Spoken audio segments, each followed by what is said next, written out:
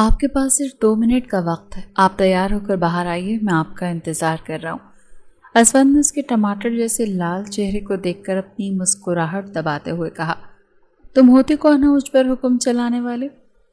جب میں نے کہہ دیا کہ میں تمہارے ساتھ نہیں جاؤں گی تو بات ختم۔ یہ سن کر اسفند کے ماتھے پر بل پڑے، لیکن زمل ابھی تک اپنی بات پر ڈٹی ہوئی تھی۔ وہ مضبوط قدم اٹھاتا اس کے نزدیک گیا، اسے اپنا قریب آتا ہوا دیکھ کر وہ بوکھلاتے ہوئے غیر محسوس انداز میں پیچھے کی طرف ہٹے، لیکن اسفند نے اگلے ہی پل اس کی کمر پر ہاتھ ڈال کر اسے ایک جھٹکے سے اپنی جانب کھینچا۔ وہ کسی کٹی ہوئی پتنگ کی طرح کھینچی چلی گئی اور اس کے سینے سے جا کر لگی۔ زمل کو اپنی دھڑکنوں میں درد کی ہلکی سی لہر اٹھتی ہوئی محسوس ہوئی اور اس کے ساتھ اس کے لبوں سے بے چین سی سسکی نکلی۔ اسفند نے اپنا چہرہ اس کے کانوں کے نزدیک کیا اور سرسراتے ہوئے لہجے میں بولا، پہلی بات تو یہ ہے مسز اسفند خانزادہ کہ میں آپ کا ہسبینڈ ہوں، جو کہ آپ کی ہر ناجائز بات مانتا ہے، لیکن بدلے میں صرف ایک جائز بات ماننے کو بول رہا ہے۔ اس کے ہاتھ مسلسل زمل کی کمر پر حرکت کر رہے تھے۔ وہ عجیب و غریب قسم کے ڈیزائن بنا رہا تھا جسے زمل کو اپنے حواس معطل ہوتے ہوئے محسوس ہو رہے تھے۔ مجھ سے دور رہ کر بات کرو۔ تھوڑی دیر پہلے جو غصہ اس کے سر پر سوار تھا وہ بے چینی میں بدل گیا تھا، اور اگر میں آپ کی یہ بات نہ مانوں یہ کہہ کر وہ اس کے مزید نزدیک گیا تھا اور اس نے اپنی ٹھوڑی زمل کے کاندھے پہ رکھی تھی اور اس کے بالوں کی خوشبو کو اپنے اندر اتارنے لگا تھا، جبکہ زمل جی جان سے لرز اٹھی تھی۔ تو میں دادا جان سے جا کر تمہاری شکایت لگا دوں گی، وہ اپنے آپ کو اس کے شکنجے سے فرار ہونے کی کوشش کرتے ہوئے بولی۔ اس کی اس جدوجہد کو ناکام بناتے اسفند نے اسے زور سے دیوار کے ساتھ پن کیا اور اس کا ماتھے سے ماتھا جوڑے ہوئے دل فریب لہجے میں بولا، میں تو آپ کو سمجھدار سمجھتا تھا مسز اسفند، لیکن آپ میں بھی اچھی خاصی عقل کی کمی ہے۔ بھلا شوہر کے ساتھ ہونے والا رومانس بھی کوئی دادا جان کے ساتھ جا کر ڈسکس کرتا ہے؟ وہ اپنے لب کاٹتے ہوئے سنجیدہ لہجے میں بولتا اس وقت زمل کو بہت زہر لگ رہا تھا۔ ایک تو وہ مکمل طور پر اس کے اوپر مسلط ہو گیا تھا، دوسرا بے باک باتیں کر کے اس کو بری طرح سے بے چین کر رہا تھا۔ میں تمہاری بیوی نہیں ہوں، وہ چلاتے ہوئے بولی تو اسفند نے اگلے ہی پل اسے گہری نظروں سے دیکھا۔ زمل کچھ دست سے اپنی غلطی کا احساس ہوا، اس نے فوراً سے اپنے لبوں پر ہاتھ رکھا۔ میں آپ کی بیوی ہوں۔ اس کے ساتھ اس نے اپنا بیان بھی بدل دیا، لیکن اسفند اسے اتنی آسانی سے بخشنے کے لیے تیار نہیں تھا۔ اس نے زمل کی دھڑکنوں کو اپنے اوپر ہاتھ رکھ کر اسے ہلکا سا پریس کیا تو زمل کے لبوں سے بے چین سی سسکی نکلی تھی۔ لمحے میں وہ اپنے دونوں ہاتھ لبوں سے ہٹا کر اسفند کے ہاتھوں پر رکھ چکی تھی، اور اس موقع سے فائدہ اٹھا کر اسفند نے اس کے ہونٹوں کو اپنی دسترس میں لیا۔ اس نے ایک جھٹکے سے زمل کو اپنا قریب کھینچا اور اس وقت بری طرح سے اس کے شکنجے میں پھنسی ہوئی تھی۔ اسے اپنا دم گھٹتا ہوا محسوس ہو رہا تھا۔ کچھ ہی دیر اس کی سانسوں کو پینے کے بعد جب اسفند نے اسے خود سے دور کیا تو زمل اسے شکایتی نظروں سے دیکھ رہی تھی۔ میں نے آپ کو پہلے بھی سمجھایا تھا مسز اسفند، دوبارہ اگر آپ نے یہ جملہ ادا کیا تو آپ کو سزا ملے گی، اور اگر ابھی آپ 5 منٹ کے اندر تیار ہو کر باہر نہ آئیں تو یہ سزا مزید بڑھ جائے گی۔ پھر میں آپ کو نہ تو وقت دوں گا نہ ہی آپ کو شکایت کرنے کا موقع دوں گا، پھر میں آپ پر مکمل طور پر مسلط ہو جاؤں گا، آپ سے اپنا حق وصول کروں گا اور اطمینان سے اپنی نسل کو آگے بڑھاؤں گا۔ ویسے میرا ارادہ 15-16 بچوں کو اس دنیا میں لانے کا ہے، آپ کا اس بارے میں کیا خیال ہے؟ وہ نان اسٹاپ بولتا دوبارہ سے زمل کو بوکھلانے پر مجبور کر گیا تھا۔ ہم نے کوئی کرکٹ ٹیم تھوڑی بنانی ہے، وہ احتجاج کرتے ہوئے بولی تو اسفند کے لبوں پر دوبارہ سے مبہم سی مسکراہٹ پھیل گئی۔ تو پھر ٹھیک ہے، آپ کی سہولت کے لیے ہم ایسا کرتے ہیں کہ ہم صرف 10 بچوں کو اس دنیا میں لے آئیں گے۔ اتنا تو آپ میرے لیے کر ہی سکتی ہیں نا؟ اس کی دھڑکنوں کو اپنی نظروں میں لیتے ہوئے بولا۔ اس سے پہلے کہ وہ دوبارہ سے ہلکی پھلکی گستاخی کرتا، زمل فوراً سے واش روم کی طرف بھاگی تھی اور شیشے کے سامنے کھڑے ہو کر گہرے گہرے سانس لینے لگی۔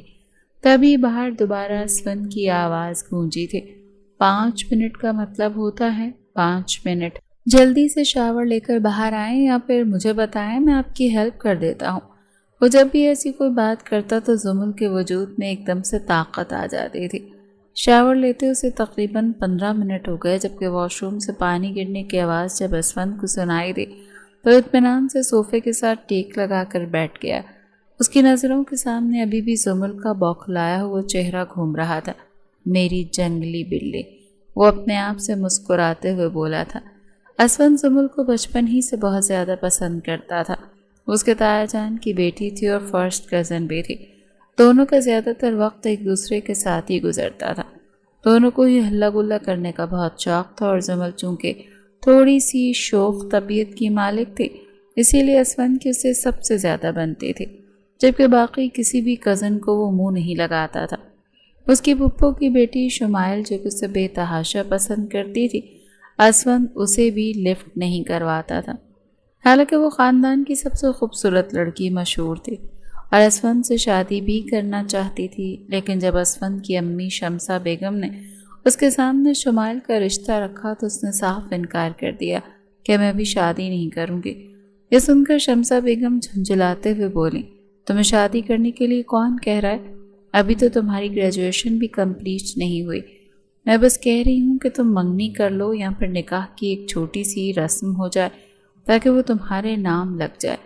یہ سن کر اسفند سنجیدہ لہجے میں بولا، اگر آپ نے میری منگنی یا میرا نکاح کروانا ہے تو زمل جی سے کروائیں۔ یہ سن کر شمسہ بیگم کا دماغ ایک دم سے گھوم گیا تھا۔ تم پاگل تو نہیں ہو گئے؟ وہ تم سے پورے 6 سال بڑی ہے، آج تو یہ بات کر دی، دوبارہ نہیں کرنا۔ اسے پتہ چلا تو وہ بھی بہت ناراض ہوگی۔ اس میں ناراض ہونے والی کون سی بات ہے؟ مجھے محبت ہے اس سے اور میں اس سے شادی کرنا چاہتا ہوں، اور یہ میرا اٹل فیصلہ ہے۔ اگر آپ نے دادا جان سے بات نہیں کی تو میں خود بات کر لوں گا۔ شمسہ بیگم بہت زیادہ پریشان ہو گئی تھی۔ تب تو انہوں نے اسفند کو ڈانٹ کر خاموش کروا دیا تھا۔ زمل بھی اگلے کچھ دنوں میں اسلام آباد میں شفٹ ہو گئی تھی، اور یوں ان دونوں کا آپس میں رابطہ کافی حد تک ختم ہو گیا تھا۔ چونکہ زمل کی گریجویشن کمپلیٹ ہو گئی تھی، اسی لیے اس کے بابا سجاد صاحب نے اپنے دوست جنید کے بیٹے کا رشتہ دیکھ کر ان دونوں کی شادی فکس کر دی۔ لیکن شادی کے عین دن جنید صاحب نے ایک اور شرط رکھ دی کہ اگر سجاد صاحب اپنے کاروبار کا 50% ان کے بیٹے کے نام کریں گے تبھی وہ بارات لے کر آئیں گے۔ اور یہ سن کر سجاد صاحب بہت زیادہ غصے میں آ گئے۔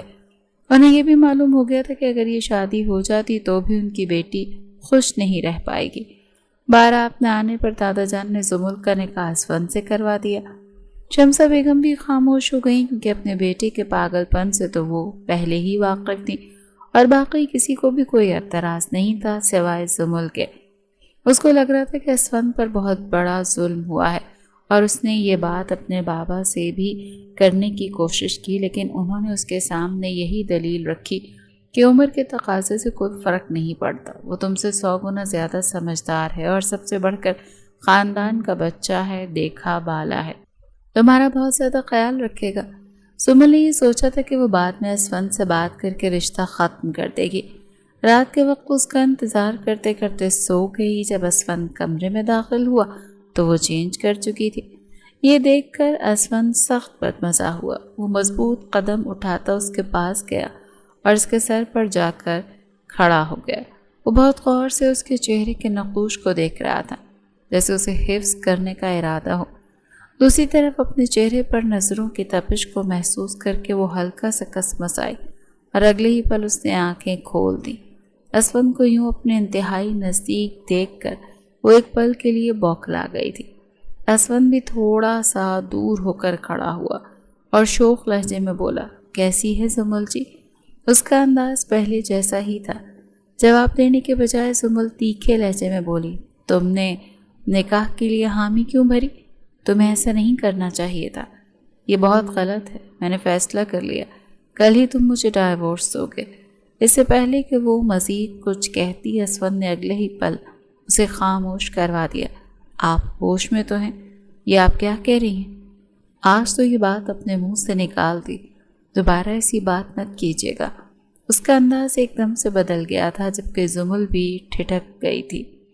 تم نے ہمارا ایج ڈفرنس دیکھا ہے؟ میں تم سے پورے 6 سال بڑی ہوں۔ लोग क्या कहेंगे, और सबसे बढ़कर ये कि हमारा कोई जोड़ नहीं।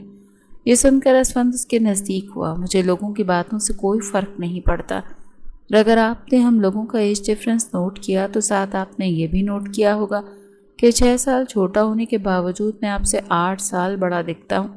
और आपके इल्म में इजाफा करते हुए आपको बताता चलूँ कि मुझे आपसे मोहब्बत है। काफ़ी अरसे से इजहार नहीं कर पा रहा था।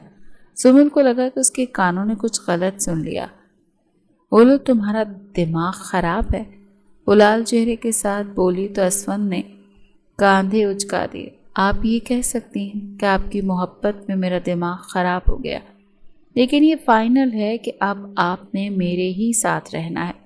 वो बात ख़त्म करने वाले अंदाज में बोला, तुम्हारी भूल है। ये मुझे तुमसे तलाक चाहिए। तुम समझने की कोशिश क्यों नहीं कर रहे हो? हम दोनों के दरमियान एक बहुत बड़ा गैप है। हम लोग कभी भी एक दूसरे को मियाँ बीवी का दर्जा नहीं दे पाएंगे।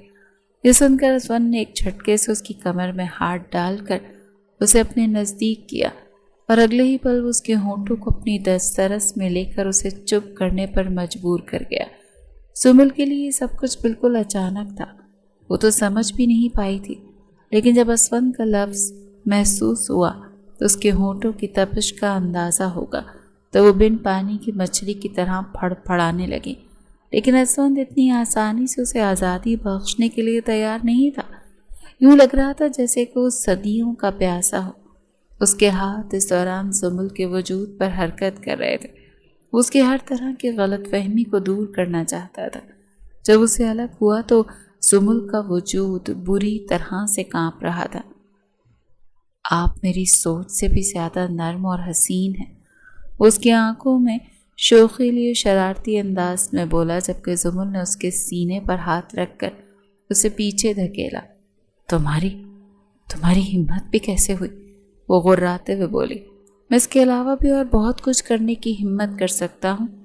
आपको ये इसलिए बताया ताकि आप अपने छोटे से दिमाग में ये बात बिठा लें कि मैं आपको अपनी बीवी तस्लीम कर बैठा हूँ और आपके लिए बेहतर यही होगा कि आप भी जल्द अज जल्द इस रिश्ते को कबूल कर लें। अभी आप बहुत ज़्यादा थक गई होंगी, आराम करें। उसके वजूद पर गहरी नज़रें डालते हुए बोला और लंबे लंबे डग भरता हुआ वॉशरूम की तरफ बढ़ गया, जबकि सुमुल को अभी तक यकीन ही नहीं आ रहा था। उसने हाथ बेख्तियार अपने लबों पर रखे जहाँ पर वो अभी भी उसके लम्स को महसूस कर सकती थी। असवंत उसके लब हौले से फड़फड़ाए। ये तो असवंत का कोई और ही रूप था। जब वो बाहर आए तो जुमल फिर से शुरू हो गई। लोग क्या कहेंगे? और क्या तुम्हें ज़रा भी रियलाइज़ नहीं होता कि तुम अपने से बड़ी उम्र की औरत से शादी कर रहे हो? ये सुनकर असवंत ने आंख विंक की और लोफराना अंदाज में बोला, आपको किसने कहा कि मुझे इस पर अफसोस होगा? बल्कि ये तो मेरे लिए फ़ायदे वाली बात है।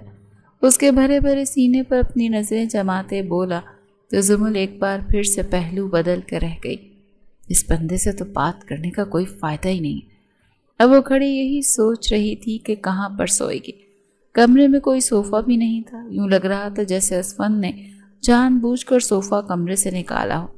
आप बेड पर आकर सो सकती हैं, मैं आपको परेशान नहीं करूँगा, लेकिन अगर आपने मेरी बात मानी तो मैं आपको बहुत ज़्यादा तंग करूँगा। जमल ने एक बार शिद्दत से महसूस की थी कि वो उसे बार बार धमकी दे रहा था, क्योंकि वो जानता था कि उसके अलावा जमल उसकी बात नहीं सुनेगी। ठीक है, मगर मेरे नज़दीक आने की कोशिश नहीं करना। वो उंगली उठाकर उसको धमकी देते हुए बोली तो असवंत ने इंतहाई मासूमाना अंदाज में हाँ में गर्दन हिला दी और बेड की दूसरी तरफ जाकर लेट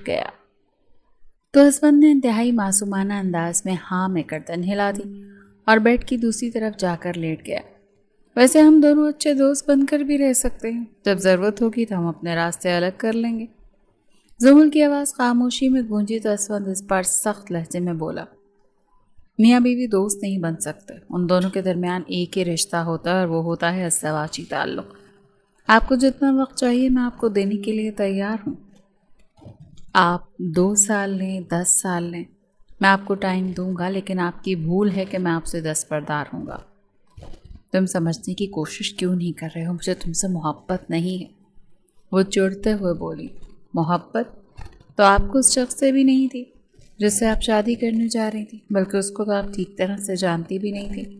پھر بھی آپ اپنی زندگی کا فیصلہ اس کے حوالے کر رہی تھی۔ ہم دونوں کی پھر اچھی انڈرسٹینڈنگ ہے اور ہم دونوں اچھے کزنس بھی ہیں۔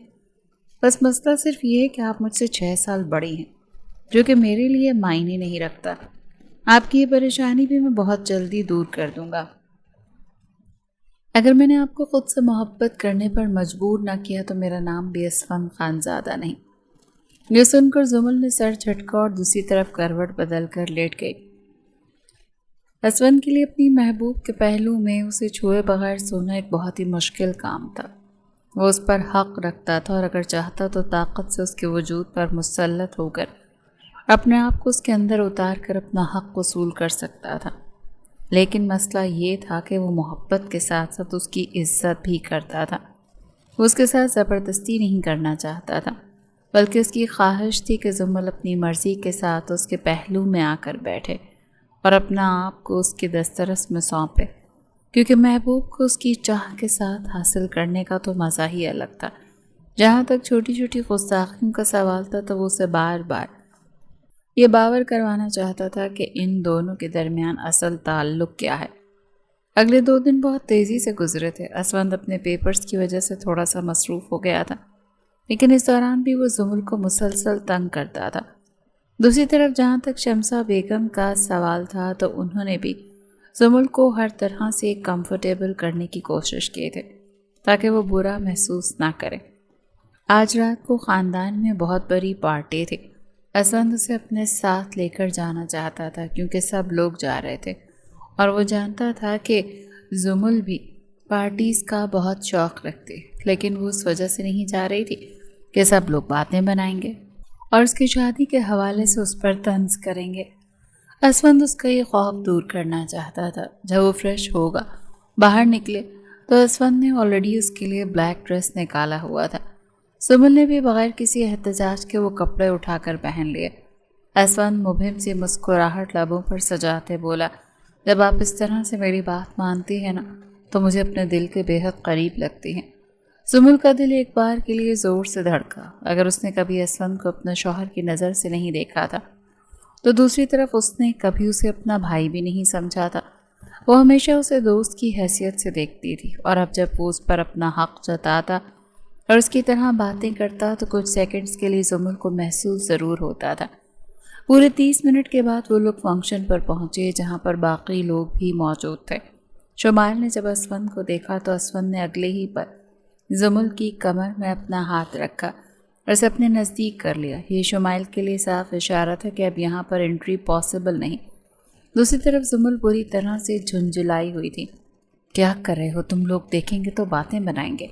اسفند اس کے چہرے پر جھکا۔ وہ 6 فٹ 2 انچ تھا، جبکہ زمل کا قد بمشکل 5 فٹ اور 3 انچ تھا۔ وہ اسے ہائٹ میں کافی چھوٹی تھی اور جب اس پر جھک کر بات کرتا تو وہ دونوں بہت کیوٹ لگتے تھے۔ یہ بات زمل نے محسوس کی تھی۔ لوگ دیکھیں گے تو یہی سوچیں گے کہ میاں بیوی ہیں، ایک دوسرے کے ساتھ بہت محبت کرتے ہیں، لیکن مجھے تم سے محبت نہیں ہے، زمل نے دانت پیستے ہوئے کہا۔ یہ میرا مسئلہ نہیں ہے۔ وہ اسے تنگ کرنے لگا۔ تھوڑی ہی دیر کے بعد ان دونوں کے ساتھ کزنوں کا ٹولہ آ کر رکا۔ شمائل کی چپتی ہوئی نظر مسلسل زمل کے چہرے کا طواف کر رہی تھی۔ اصل میں زمل اسفند کی قربت میں ہمیشہ ہی لال انگارہ ہو جاتی تھی اور اس کے چہرے پر عجیب سے رنگ بکھر جاتے تھے جو اسے مزید حسین بناتے تھے۔ ابھی بھی اس کے چہرے پر اسفند کی ہی قربت کے رنگ تھے اور وہ غیر محسوس طریقے سے ان سے انجان تھی۔ مجھے آپ لوگوں کی شادی کے بارے میں پتہ چلا۔ مجھے واقعی میں آپ لوگوں کے لیے بہت افسوس ہوا۔ ویسے اسفند کے ساتھ سب سے بڑی زیادتی ہے۔ اچانک ہی وہاں پر شمائل کی آواز گونجی جس میں عجیب سی کاٹ تھی۔ زمل کا چہرہ لٹے کی مانند سفید ہو گیا تھا۔ شمائل کو اس کے کزنوں نے گھورا، لیکن اس کا دل سخت جل رہا تھا اور وہ کسی طرح سے اپنی جلن کو ختم کرنا چاہتی تھی۔ شمائل، زیادتی میرے ساتھ اس وقت ہوتی جب تمہارے جیسی کسی لڑکی سے میری شادی ہو جاتی جس کو بات کرنے کی بھی تمیز نہیں، اسفند نے ہلکے پھلکے انداز میں کہا تو وہاں پر موجود لوگ دبے دبے انداز میں ہنسنے لگے۔ اور جہاں تک میری بیوی کا سوال ہے تو میں اس کے ساتھ بہت خوش ہوں۔ باقی تمہیں ہم دونوں کی فکر کرنے کی ضرورت نہیں، تم اپنے بوائے فرینڈ کی فکر کرو۔ یہ سن کر شمائل کا چہرہ تو ایک پل کے لیے سیاہ پڑ گیا تھا۔ اسے اندازہ نہیں تھا کہ اسفند کو اس بارے میں معلوم ہے کہ اس نے ایک پارٹ ٹائم بوائے فرینڈ بھی رکھا ہوا ہے۔ جیسے وہ کبھی کبھار دل بہلانے کے لیے گھومنے پھرنے کے لیے چلی جاتی تھی۔ اسوند کو اسی لیے تو اس جیسی لڑکیوں سے شدید نفرت تھی جو اپنی عزت کا بھی پاس نہیں رکھتی تھی۔ اگر کوئی ایک عدد بوائے فرینڈ ہے تو اسوند یہ بات کافی دیر کے بعد بولی تھی، لیکن وہاں پر موجود سب لوگ ہی سمجھ گئے تھے اور اس کو بھی احساس ہو گیا تھا کہ سامنے والا اپنی عورت کے خلاف کچھ بھی نہیں سن سکتا۔ باقی کزن جو کہ شمائل کی دیکھا دیکھی طنزیہ جملے ادا کرنے والے تھے، اب وہ دونوں ان کی تعریف کر رہے تھے۔ ویسے یار ٹھیک بات ہے، تم دونوں کی جوڑی بے حد پرفیکٹ لگ رہی ہے۔ نادیہ کی بات پر اسوند نے گہری نظروں سے سمل کو دیکھا جو نہ چاہتے ہوئے بھی مسکرا دی تھی۔ پہلی بار اسے اسوند کی ہمراہی میں تحفظ کا احساس ہوا تھا اور یہ احساس بہت زیادہ سکون دینے والا تھا۔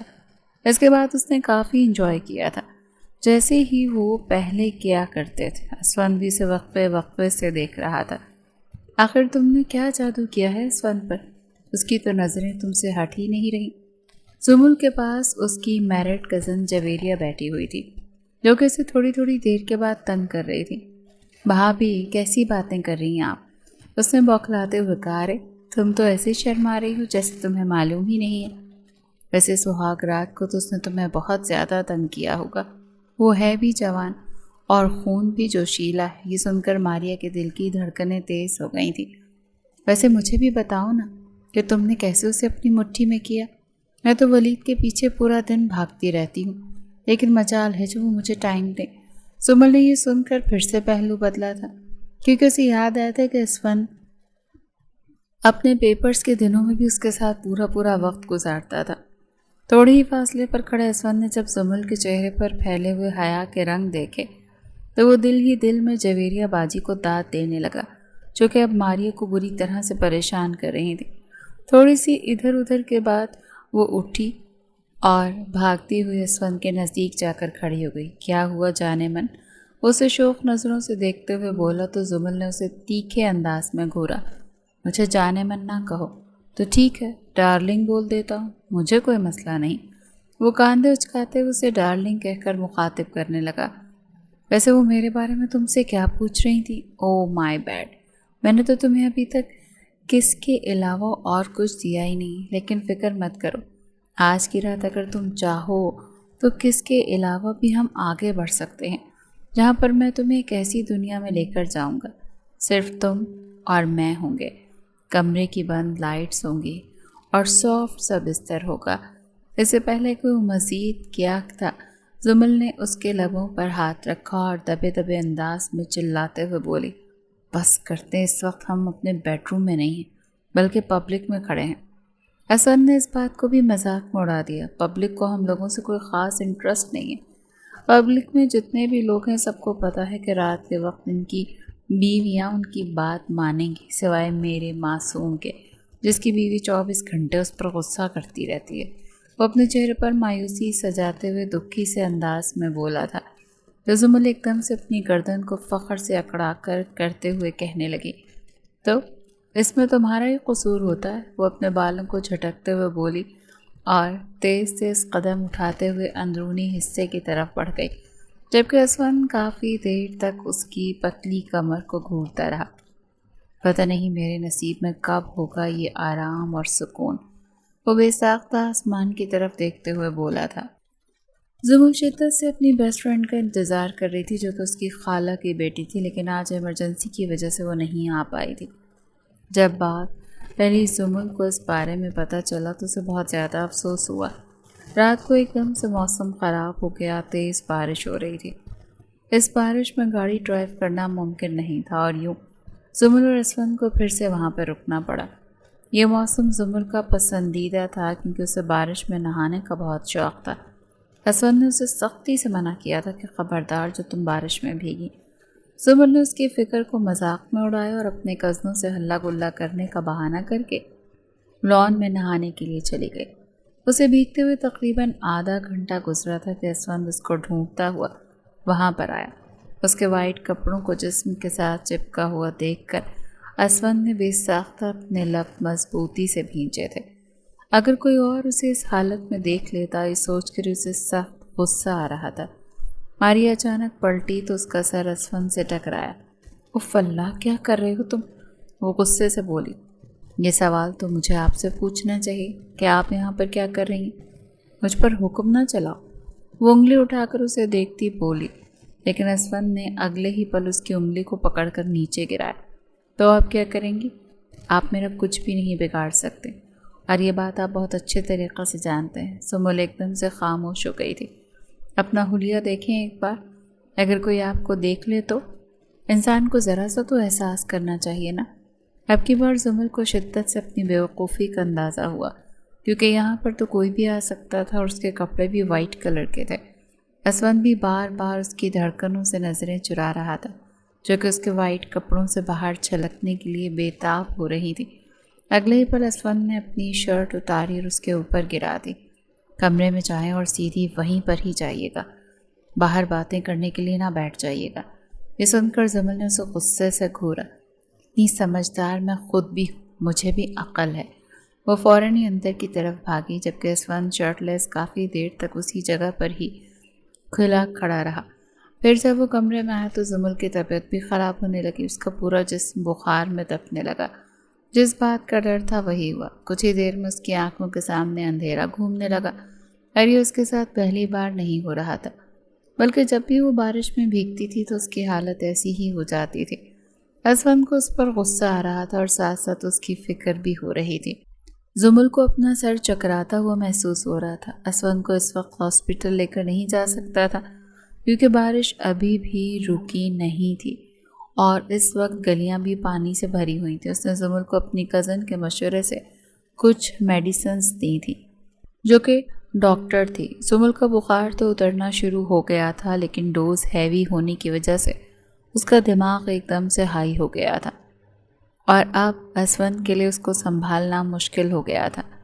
जब भी असवंत उसके वजूद को खुद से अलग करने की कोशिश करता तो वो ज़ोर से उसके सीने के साथ जाकर लिपट जाती। जब भी उसकी धड़कनें असवंत के बरहना सीने से टच होती तो असवंत के जज्बात भड़कने लगते। मुझे अपने साथ सोने दो ना, मुझे बहुत दिल से लग रही है, तुम्हारा जिस्म बहुत गर्म है। वो अपनी बातों पर जोर देते हुए नशे की हालत में बोला तो असवंत के लिए खुद पर कंट्रोल करना बहुत मुश्किल हो गया था। असवंत के हाथ बार बार भटक कर उसकी धड़कनों पर जाकर रुक रहे थे। वो उनको दबाकर उनकी नरमी को महसूस करना चाहता था, लेकिन उसके साथ साथ उसे डर भी लग रहा था। जब वो होश में आएगी तो बहुत बड़ा हंगामा खड़ा करेगी। इस वजह से वो एहतियात बरत रहा था, लेकिन यूँ लग रहा था जैसे जुमुल का आज पूरा पूरा इरादा हो कि उसके सब्र के पैमाने को लबरेज करके ही दम लेगी। प्लीज़ ना, मुझे अपना करीब करो ना। असवंत के बरहना सीने पर हाथ फेरते हुए जुमुल के लबों से बेसाख्ता एक हल्की सी सिसकी निकली। उसका दिमाग शदीद बुखार और हैवी डोज मेडिसिन के ज़ेर असर बिल्कुल माऊफ हो चुका था, और वो होशो हवास से बेगानी होकर बस असवंत की क़ुर्बत में पनाह तलाश कर रही थी। अगले ही लम्हे किसी परवाह या झिझक के बगैर वो उठकर सीधी असवंत की गोद में चढ़कर बैठ गई। उसकी नाजुक टांगें असवंत के अतराफ में थीं और उसका चेहरा बिल्कुल असवंत के चेहरे के रूबरू था। उसने अपनी काजल से भरी हुई मदहोश आंखें उठाकर असवंत के दहकते हुए चेहरे पर नज़र डाली और उसकी आंखों ही आंखें डालकर हक़ जताने वाले लहजे में बोली, तुम इतने पत्थर दिल कैसे हो सकते हो? तुम इतना सब्र कैसे कर लेते हो खुद पर?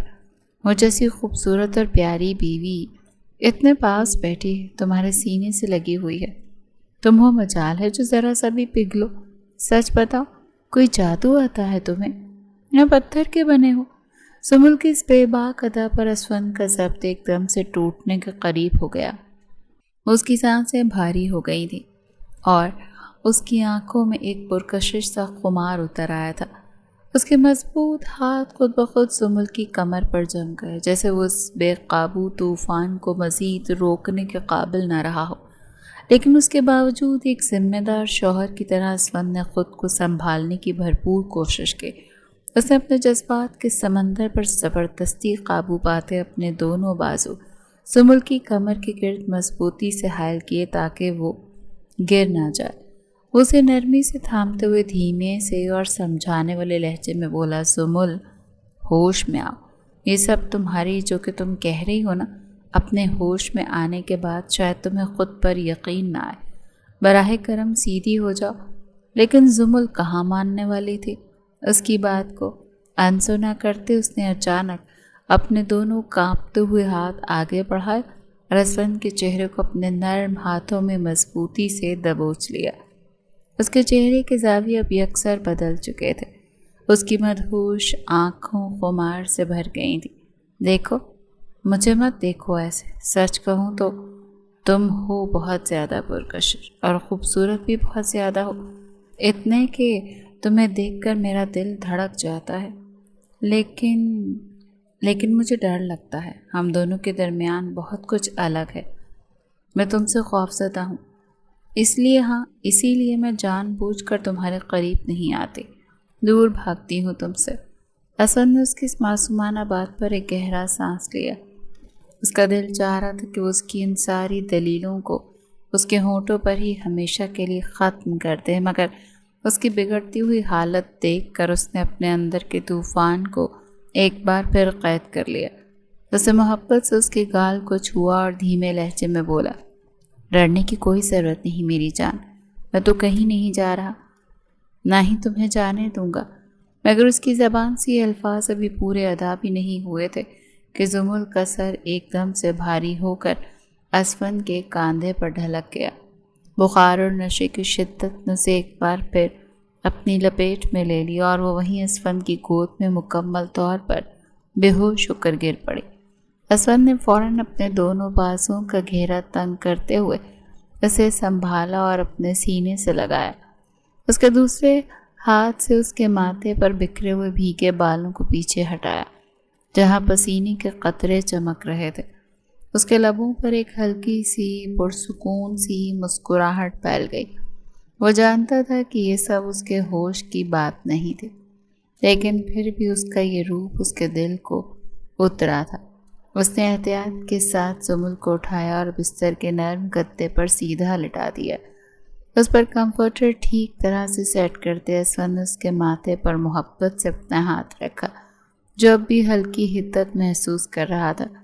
وہ وہیں بیڈ کے کنارے پر بیٹھ گیا اور اس کے چہرے کو دیکھتے ہوئے سوچنے لگا کہ اب اس جنگلی بلی سے اپنے سارے حساب چکانے کا اصلی وقت تو تب آئے گا جب یہ پوری طرح سے ہوش میں ہو کر اپنے پورے ہوش و حواس کے ساتھ اس کے سامنے آئے گی اور اس کی ان تمام باتوں کا حساب چکایا جائے گا۔ اگلی صبح جب زمل سو کر اٹھی تو اس کو اتنا سا بہت زیادہ بھاری ہو رہا تھا، محسوس ہو رہا تھا، اف اللہ جی، میرے سر میں اتنا درد کیوں ہو رہا ہے؟ اس اپنے دکھتے ہوئے سر کو سنبھالتے ہوئے کہا تو تبھی اس کی اسفند پر نظر پڑی جو کہ کمرے میں داخل ہو رہا تھا۔ تم نے میرے ساتھ کیا کیا ہے؟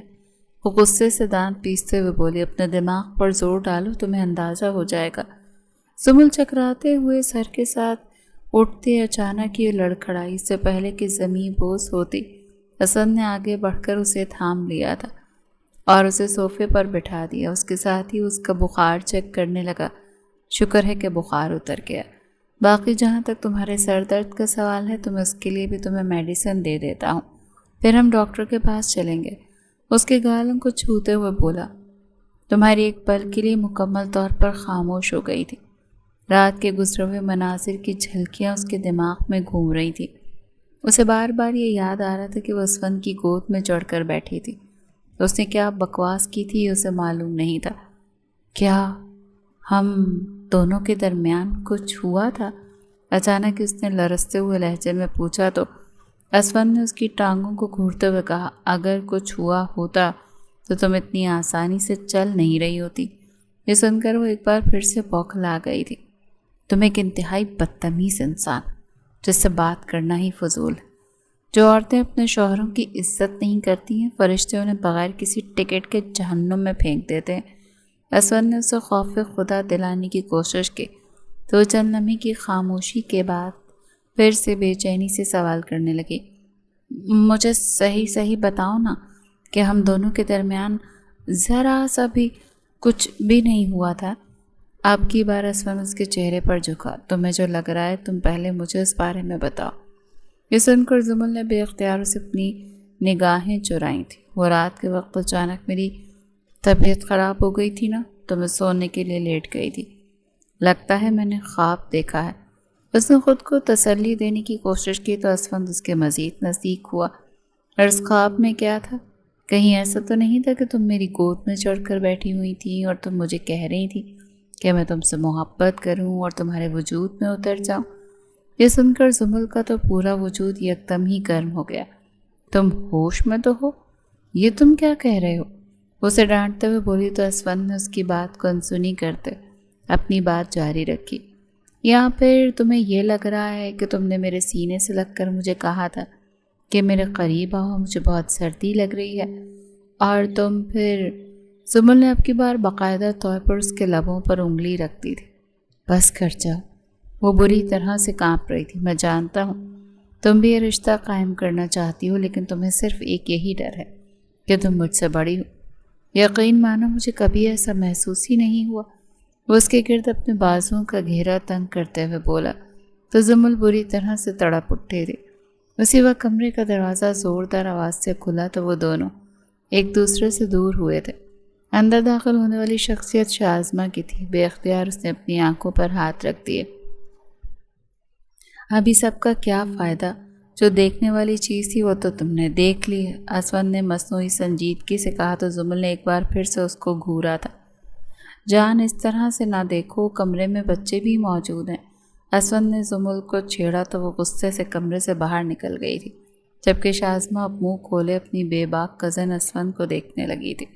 وہ اسفند بھائی نیچے کہہ رہے ہیں کہ آ کر ناشتہ کر لیجئے، یہ کہہ کر وہ بھی وہاں سے بھاگ گئی، جبکہ اسفند مسکراتا ہوا واش روم میں گھس گیا تھا۔ مجھے لگتا ہے میری زندگی میں رومانس صرف اور صرف میرے مرنے کے بعد آئے گا، اور وہ بھی اگر میری بیوی کو میرے ساتھ جنت میں جگہ ملی تب۔ ہائے اسفند، کتنا بدقسمت ہے تو۔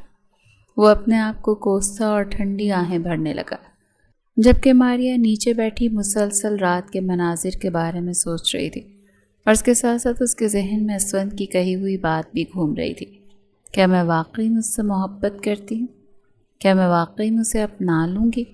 اس نے اپنے سینے پر انگلی رکھتے اپنے آپ سے سوال کیا تو اسے ہاں میں جواب ملا تھا۔ نہیں، اس نے بے اختیار نفی میں گردن ہلا دی۔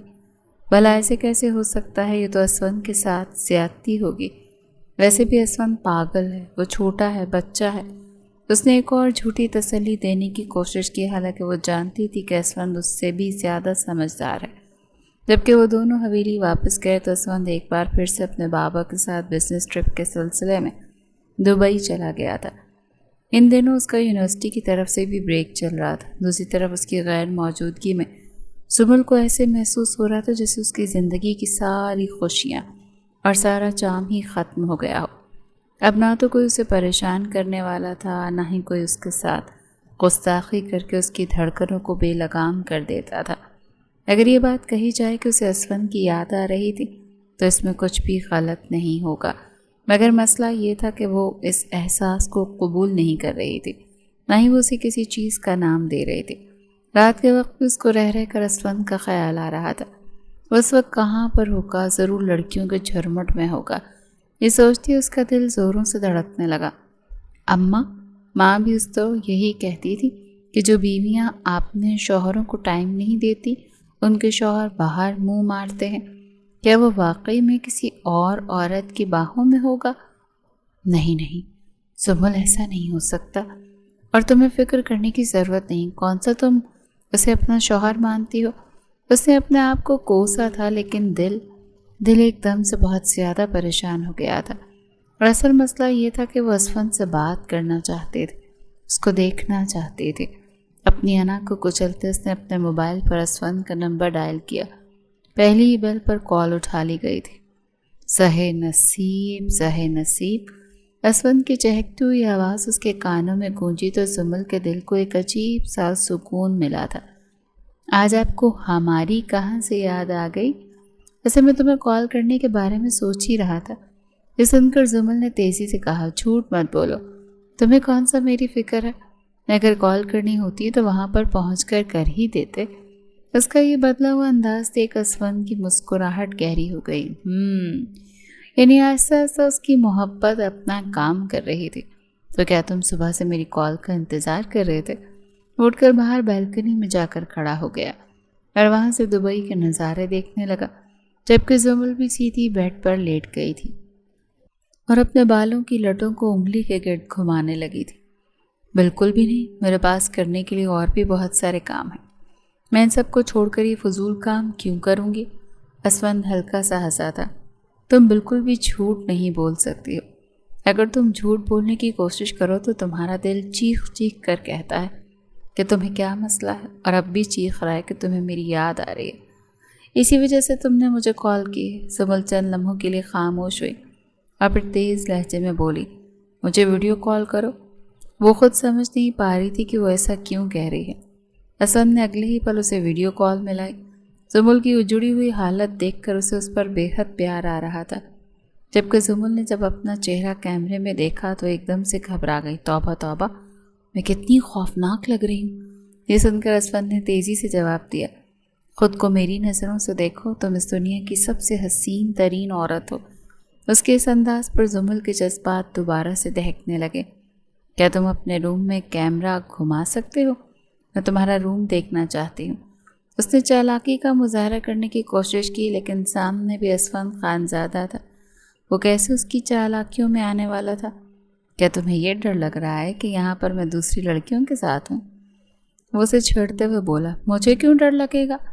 ویسے بھی تم اپنی مرضی کے مالک ہو، میری طرف سے آج ان کے پاس لے جاؤ، مجھے فرق نہیں پڑتا۔ وہ بہت غور سے اس کمرے کی ایک ایک چیز کو گھورتے ہوئے بات کر رہی تھی۔ اس کا جو انداز تھا وہ اس کے الفاظ کا ساتھ نہیں دے رہا تھا۔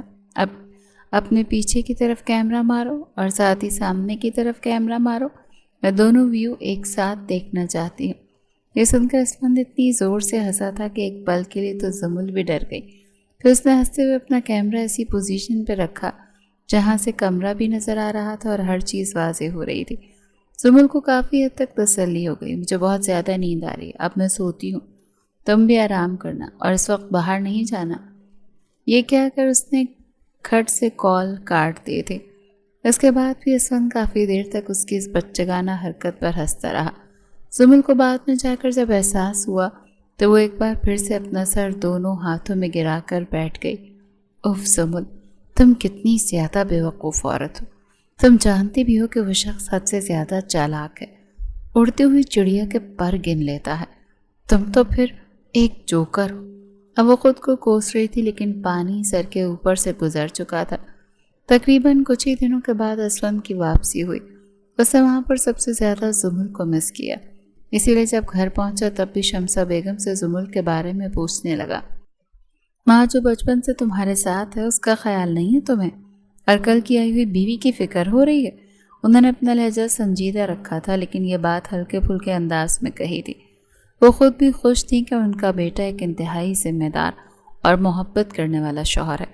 وہ ایسی ساسوں میں سے ہرگز نہیں تھی جو اپنی بہوؤں کو تکلیفیں دے کر خوشی محسوس کرتی تھیں، بلکہ انہیں تو 24 گھنٹے یہی خیال رہتا تھا کہ کہیں اسفند اس کے ساتھ زیادتی نہ کرے، اور اسے سمجھاتی بھی رہتی تھی، ارے اماں جان، آپ سے تو مجھے بچپن سے بے تحاشا محبت ہے، بلکہ یہ کہوں کہ آپ میرا عشق ہیں، میں نے اسی وجہ سے آپ کو اپنی آمد کے بارے میں بھی بتا دیا۔ وہ ان کو اسپیشل فیل کروانے کی کوشش کرنے لگا، جبکہ دوسری طرف اس کا زمل کو سرپرائز دینے کا ارادہ تھا۔ جب وہ کمرے میں داخل ہوا تو وہ اپنی ہی دھن میں فریش ہو کر واش روم سے باہر نکلی تھی۔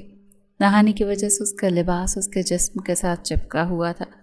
وہ گنگناتی ہوئی شیشے کے سامنے جا کر کھڑی ہو گئی کہ اچانک اس کی نظر اسفند کے ایکس پر پڑی تو اس نے ایک زوردار چیخ ماری اور خوف سے اچھلنے لگی۔ وہ بھوت بھوت، اسفند کا بھوت! اسفند جو کہ سرپرائز دینے کا ارادہ کر رہا تھا ایک دم سے بہت زیادہ گھبرا گیا۔ اس نے بھی گھبراہٹ میں چیخ ماری، لیکن پھر جب اس نے زمل کے الفاظ پر غور کیا تو اس کے ماتھے پر بل پڑ گئے۔ اب وہ تیز تیز قدم اٹھاتا اس کے پاس گیا۔ میں تمہیں کس اینگل سے بھوت لگتا ہوں؟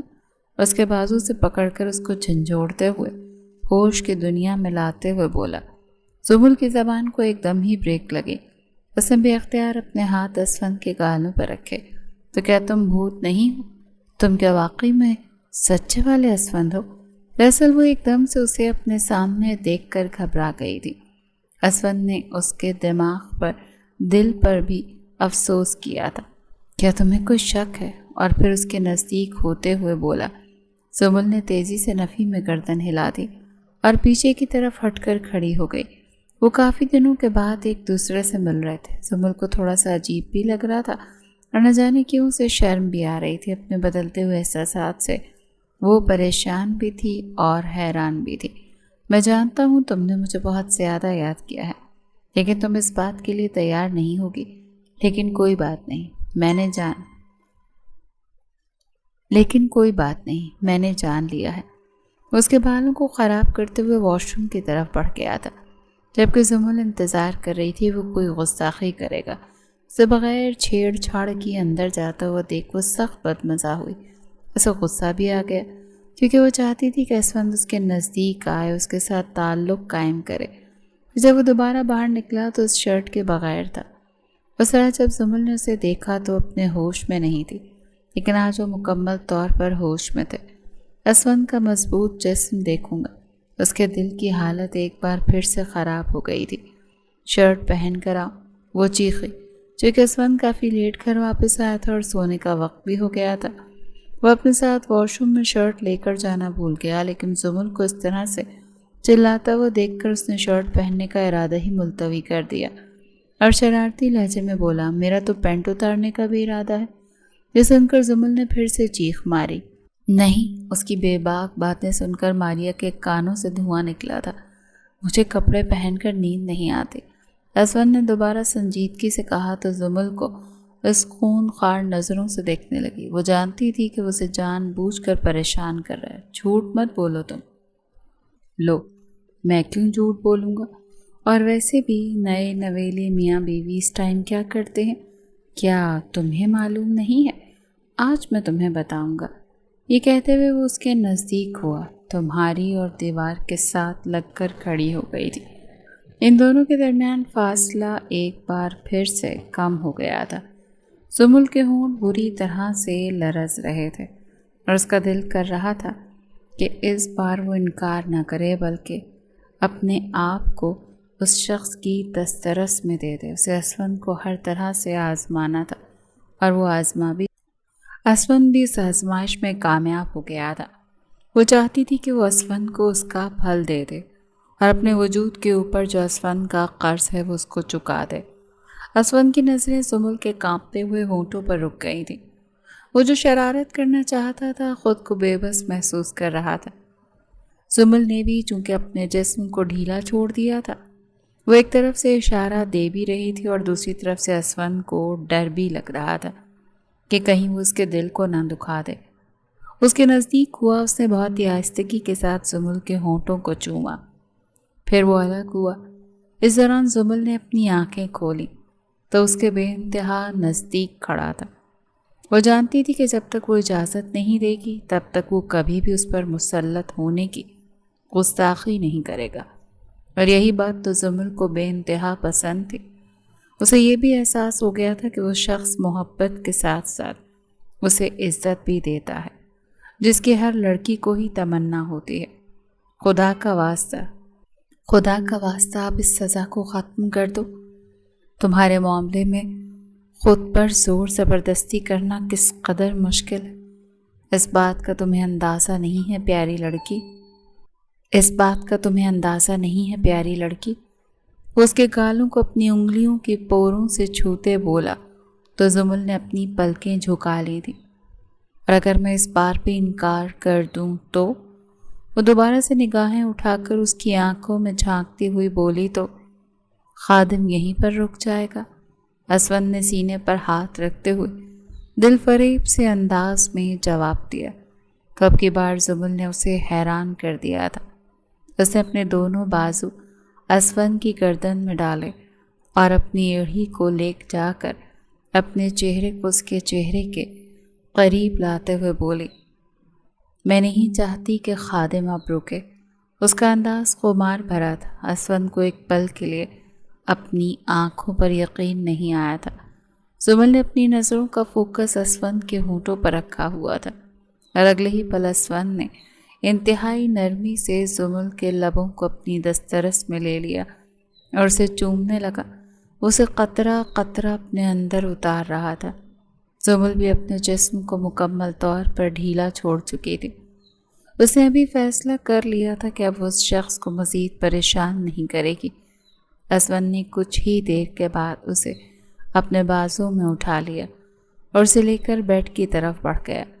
دونوں کی ہنسی سانسیں پھولی ہوئی تھیں، دونوں کے جذبات بھڑک رہے تھے اور دل میں خواہشوں کا ایک طوفان برپا تھا۔ زمل کو تھوڑا سا خوف بھی محسوس ہو رہا تھا، کیونکہ اسون کی باڈی اور پھر اس کی طاقت کے آگے وہ ایک چھوٹی سی دھان پان سی لڑکی معلوم ہوتی تھی۔ اس کی آنکھوں میں ڈر کو دیکھ کر اسون نے اس کو تسلی کی۔ فکر مت کرو، میں تمہیں کوئی تکلیف نہیں پہنچاؤں گا، مجھ پر بھروسہ رکھو۔ یہ سن کر وہ مسکراتی تھی اور پھر اس نے اپنی آنکھیں بند کر لیں۔ اسون اس پر سایہ فگن ہو گیا۔ اس کی گردن کو چومنے کے بعد وہ نیچے کی طرف بڑھنے لگا تو زمل نے بے اختیار اس کے بالوں کو اپنے ہاتھوں میں جکڑ لیا، لیکن اس نے روکا نہیں تھا۔ اسون جانتا تھا کہ تڑپ فطری تھی اور اسے اسی طرح سے ہی تو تڑپا کر چھوٹے موٹے انداز میں اپنا بدلہ لینا چاہتا تھا۔ تھوڑی ہی دیر میں زمل کی سسکیاں پورے کمرے میں گونج رہی تھیں۔ اسون اس کے پورے وجود کو دیوانہ وار چوم رہا تھا اور اس کے ساتھ ساتھ اس کی دھڑکنوں کو اپنے ہاتھوں میں بھر کر ہلکا ہلکا دبا رہا تھا۔ تم نے مجھے بہت تنگ کیا ہے چھوٹی لڑکی، وہ دوبارہ سے اس کے چہرے کے برابر ہوتے ہوئے جنونی انداز میں بولا۔ تو اس دوران اس کے ہاتھ زمل کی شرٹ کے اندر سے پھسلتے ہوئے اس کے سینے پر حرکت کرنے لگے تھے اور وہ نان سٹاپ اس کا نام پکار رہی تھی، جس سے اسون کی جنونیت میں اضافہ ہو رہا تھا۔ میں پاگل ہو جاؤں گا، وہ کراہتے ہوئے بولے۔ میں یہی چاہتا ہوں کہ تم میری قربت میں مکمل طور پر ہوش کھو دو، کیونکہ تمہارا مدہوش انداز مجھے دیوانہ کر دیتا ہے۔ یہ کہہ کر وہ دوبارہ سے اس کی دھڑکن پر اپنے لب رکھ کر اس کے وجود میں آگ لگانے لگا تھا۔ جیسے جیسے رات سرکتی چلی جا رہی تھی، وہ دونوں ایک دوسرے میں گم ہوتے جا رہے تھے۔ اسون کے حوالے سے زمل کی جتنی بھی غلط فہمیاں تھیں، وہ ساری کی ساری دور ہو چکی تھی۔ اس رات اسون نے اسے بہت ہی محبت سے سمیٹا تھا، اس سے ماریہ کو ذرا بھی تکلیف نہیں پہنچائی تھی، اور زمل بھی خود کو دنیا کی خوش قسمت نہیں لڑکی تصور کرنے لگی تھی۔ اب اسے نہ تو دنیا کی باتوں کی پرواہ تھی اور نہ ہی اسے کوئی اور ٹینشن تھی۔ اب بس اس کا دل مطمئن ہو چکا تھا۔